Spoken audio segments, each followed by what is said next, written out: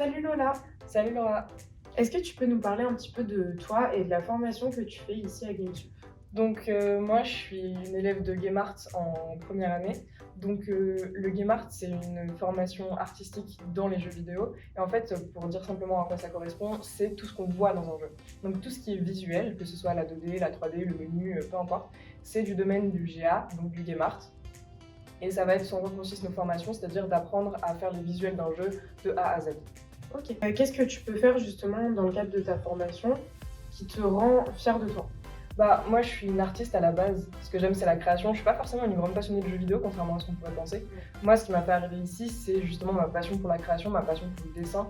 Ce qui me rend fière de moi, c'est quand je suis capable de créer quelque chose de rien du tout à la base et de pouvoir partager avec les autres élèves les connaissances qu'on a chacun parce qu'on est tous très différents et de mélanger les cultures et les origines, les milieux d'où on vient pour pouvoir en apprendre plus.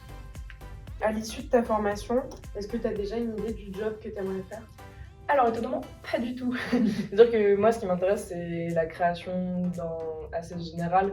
Donc que ce soit de la 2D ou de la 3D, ça me plaît du moment que je crée.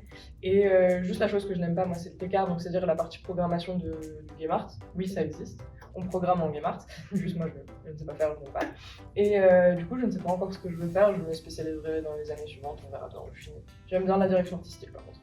L'avantage à GameTube, c'est que vous pouvez bosser sur beaucoup de projets en mode studio.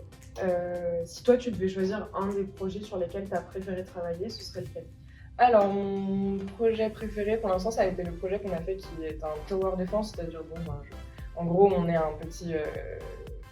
on a une base et on doit défendre notre base contre des ennemis qui arrivent en posant des tourelles.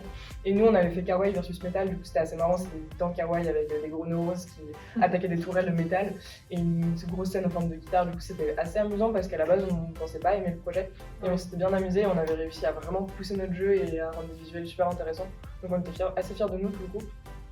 Et sinon, comme projet qui souvent est un peu sous-coté, mais que moi j'aime beaucoup, c'est le book.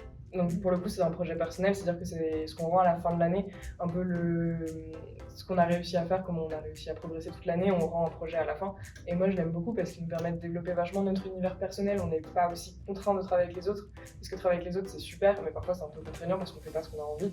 Et de développer un peu son univers personnel, ça fait aussi plaisir dans l'année, quoi. Est-ce que tu pourrais nous décrire une journée type à GameTube?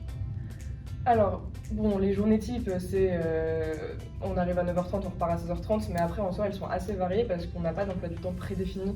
En fait, nos emplois du temps ils se font au mois et à la semaine. C'est-à-dire que chaque jour on a des intervenants différents. C'est pas comme au lycée où on a cours de dessin de 8h à 9h, etc. C'est chaque jour, c'est un cours en entier. Parfois un intervenant est là plusieurs jours d'affilée et sinon des fois on l'a une ou deux fois dans l'année. Donc vraiment les journées elles varient beaucoup en fonction des cours qu'on a et de ce qu'on va faire à l'intérieur et même si on a des intervenants qu'on a déjà plusieurs fois dans l'année, on fait jamais la même chose. Donc au final on n'a pas vraiment de journée type, si ce n'est type horaire. Ouais. À qui est-ce que tu recommanderais GameTube? Alors déjà, à qui je ne recommanderais pas GameTube, c'est-à-dire que pour beaucoup de gens, quand on leur dit école de jeux vidéo, ils disent ah, école de gaming. Mais GameTube, c'est pas une école d'e-sport, c'est pas une école où on apprend à jouer aux jeux vidéo, c'est une école où on crée des jeux vidéo.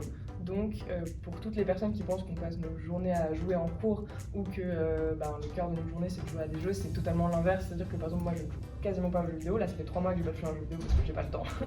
Donc c'est plutôt ça. Par contre, ce que je conseille vraiment, c'est être une personne passionnée parce que c'est des métiers de passion, ça nous prend beaucoup de temps, c'est assez intense et que si on n'est pas passionné par ce qu'on fait pour le coup, c'est compliqué d'avancer dedans, quoi. Ouais. Écoute, merci beaucoup Lola pour toutes tes réponses. C'était plaisir pour moi.